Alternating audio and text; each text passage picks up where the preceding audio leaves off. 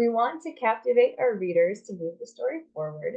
And so we can do this by strategically crafting chapter endings that build tension. And we can see how a chapter ending can be the catalyst for the beginning of the next one. So the top of the ramp is the beginning of that next chapter. And the middle of that ramp, where the action, you can still hear the baby crying, is the middle. We cut it off.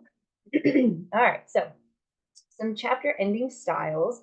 I am very confident that these are not like these are not all of them. I didn't want to overwhelm us. I thought, you know what, let's start with like a good concrete list, go through them, and then if we kind of find some out in the wild, then we can add them to our list. All right. So we've got foreshadowing. We often hear foreshadowing like sprinkled throughout story, right? But what if we use foreshadowing specifically at the end of a chapter? Revelations or surprises. These are some of the most fun, and you like can't stop the book. You like, and you know, it's that moment of, God. Introduce the next point of action. This would also be difficult, so just stop reading because you want to know how the character is going to get to the next right part of the ramp. Emotional resonance. This is where you're going to take the book and probably kind of hug it to yourself. I call it the Charlotte Bronte effect, but that's because reading Jane Eyre for the second time and reading Bronte's words just that serotonin just feels so good. And so maybe that's kind of how we leave our reader satisfied and wanting more.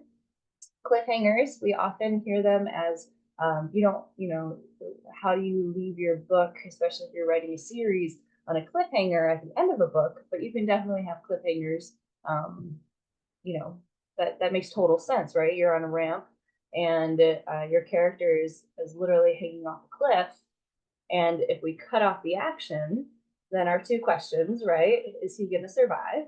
And two, can you still kind of imagine the character hanging on a cliff? Yes. Okay, great. That's a solid chapter, I think.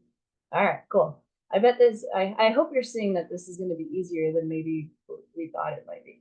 Thought-provoking reflections or emotional closure. But you might wonder, well, I don't know, like if you have emotional closure, doesn't that mean that you're resolving something? And maybe, but perhaps if we see it as another milestone of the character's character arc, right, of her growth, or devolution, maybe we can see how, okay, there's this milestone revelation, but now what is she going to do with it? Okay, how is this gonna drive the next point of action, especially given this motivation, whatever the motivation is. And then posing a question. I used pose a question in a different way. I've used it as like, will the reader have a question? But this is more literal, where the character might be posing a question, either literally or metaphorically, like related to the theme. So I do want to kind of do both of those. Okay.